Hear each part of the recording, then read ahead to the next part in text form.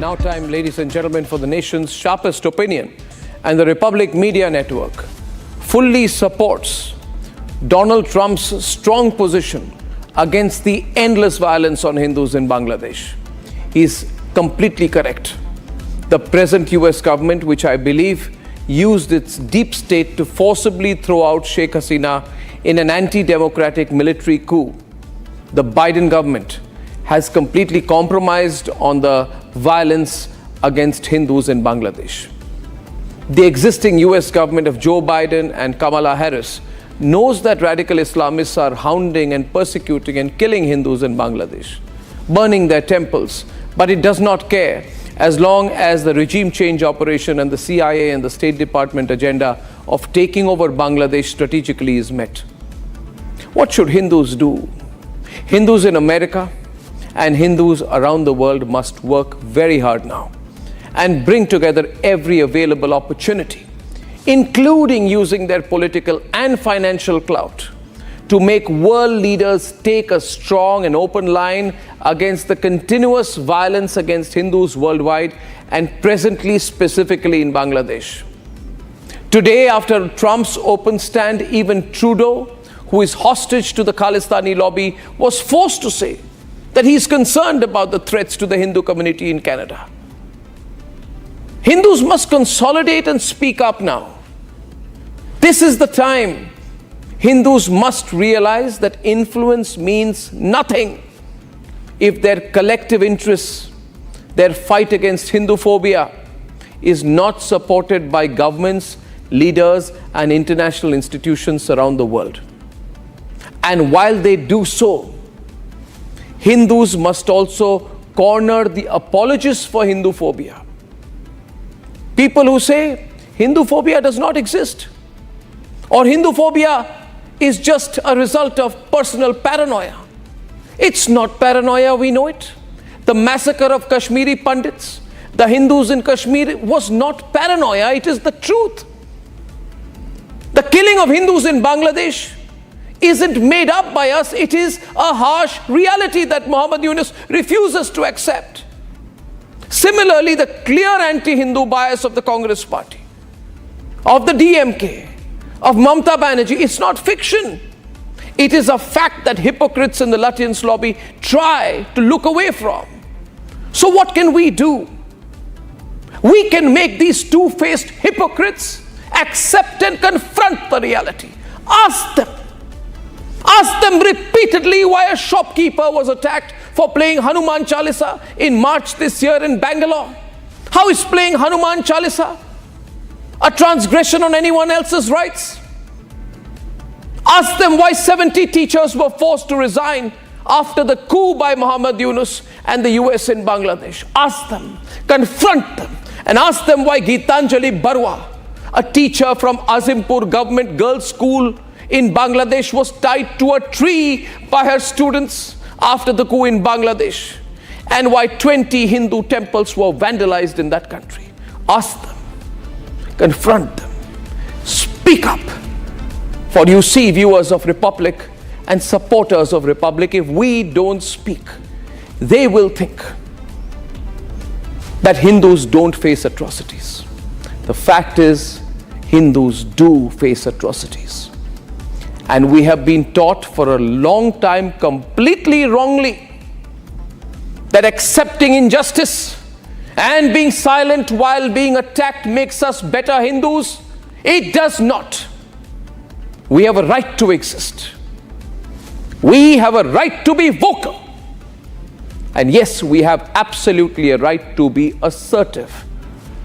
It is our democratic right. And we will use it. Now, my first guest tonight is Shalabh Shali Kumar, very familiar man now on the Indian circuit in the United States. He's founder of the Republican Hindu Coalition, chair of 2016 Indian Americans for Trump campaign, and Trump's all-weather friend. He's never given up on Trump, even when Trump's been through his downs, even when Trump was being interrogated, even when Trump was being incarcerated.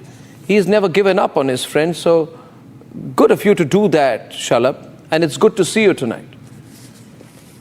Arnab, I'm talking to you after a couple of years, and I remember 2016 when you invited me. You flew from Mumbai to Delhi, and we had that debate. Yes. So you're looking younger and younger. You see, the Congress party put me in jail for 2 weeks. I came out looking like I'd been on a spa. Okay, so great to be with you. Thank you. And you talk about atrocities now. Of course, Kashmir Files brought it up, but we all know, we have been silent about it. The atrocities, the genocide against Hindus, Sikhs, Jains, and everybody, that started in 1100. Year 1100. That's been going on for so many years. I remember when Sultan, the whole story, he needed to have the heads of 1 lakh Hindus every year. And, he asked his armed forces to make sure that he has the heads cut off and put them into a warehouse. I mean, that's what has gone on for a long time. And Hindus are pacifists normally, but we need people like you. And so we need to be vocal. Well, thank you. We need to. I can only say this. Thank you for everything you've said here. I just like people who talk straight, and I think Kamala Harris is not talking straight. And I think while she is sort of underplaying her own Indian background and appearing to be a more multicultural candidate on the one side, and on the other side, Donald Trump is quite clear. He's saying Hindus are being targeted and they are being tortured. And Joe Biden is doing a wrong thing. Kamala Harris is doing a wrong thing. If he becomes president, what will change? My question is, what will change if Trump becomes president from an Indian perspective, A, or from a Hindu perspective, B, compared to what will happen if Kamala Harris were to be the president? What would be the difference for India and secondly for the Hindu community in these two situations? Very clear. So let's say for India foreign policy, I would like to remind your people, audience, a statement by IDRW, India's Defense Research Wing, said when Article 370 and 35 were removed, they said Kamala Harris has some radical views on Kashmir. India needs to be cautious. That was the statement from RAW. And now you ask, what will be the difference between, let's say, United States under Trump towards India, Bharat, and Indian Americans, Hindu Americans versus Kamala. Kamala's view on Kashmir are well known. She is going to push, if she becomes the president, she is going to push India in with this so-called religious minority in Kashmir. And she would want to support UN resolution. She would want to support Pakistan, which today is kind of a bankrupt nation, but it's a proxy for China. So, right now, the biggest enemy of democracies, United States and Bharat, is China. And they want to become the world power in 2049. They have declared it very clearly. They don't hide their agenda. In fact, Arnab, I'm writing a book, which is Chinese colonization of America in 2049. That's their goal. That's what they want to do.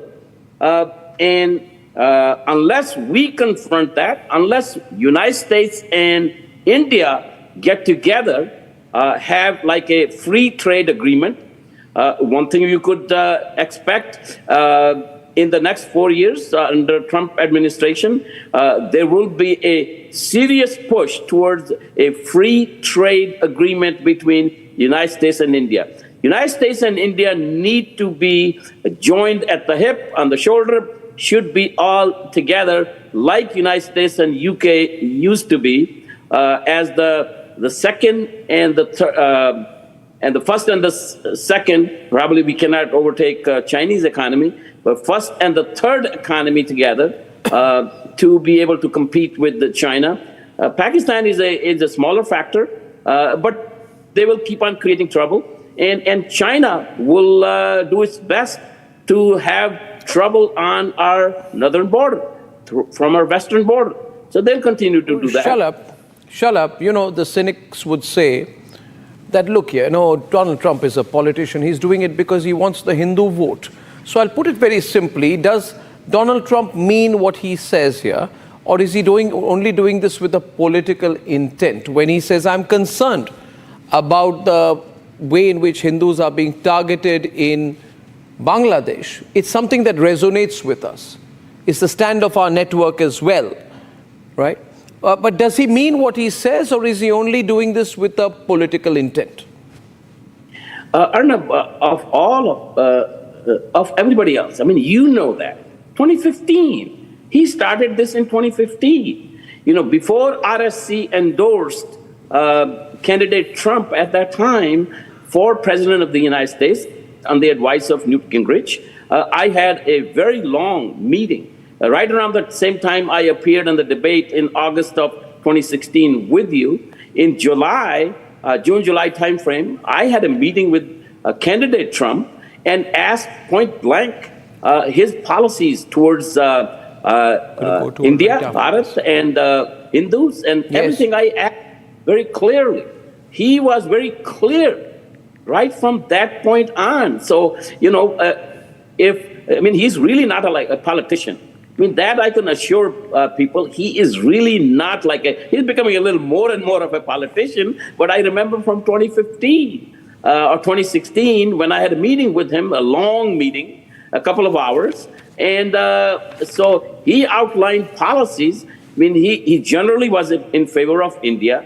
And he's saying, oh, why aren't we selling LNG to India? Why aren't we selling nuclear materials to India? Why aren't we selling advanced weapon systems to India? When I brought that up, I mean, before that, he kind of did not know. But he was like a businessman, like a CEO, making decisions, right? You know, I mean, in 5 minutes, he made decisions, so many decisions he made, and he actually, unlike other politicians, he accomplished all that. When he became president, there's not one foreign aid to Pakistan was cut off to zero. So, question. Big question is, we know that. We know he gets along very well with the Prime Minister Modi. They have a lot of respect for each other. But is he going to win? You know, because the whole media is against him. The whole media is against him. Sometimes I wonder who he's fighting. Is he fighting Kamala Harris, or is he fighting the media? You know, but tell me, is he going to win? Is it close? And who are the Hindus backing? Are Hindus a consolidated group? Do they matter in America? Arnav, this interview of mine with you today might be the deciding factor. I'm telling you very sincerely. You know, this time around, we started late. In 2016, we were a couple of months ahead. Here, the Hindu campaign has been late. You know, there have been other priorities with the campaign. So finally, we were able to convince him to send this tweet. And on Diwali, this is a Diwali message. So we are kind of a little bit late, but you're going to see an avalanche of advertising in the next 4 days itself.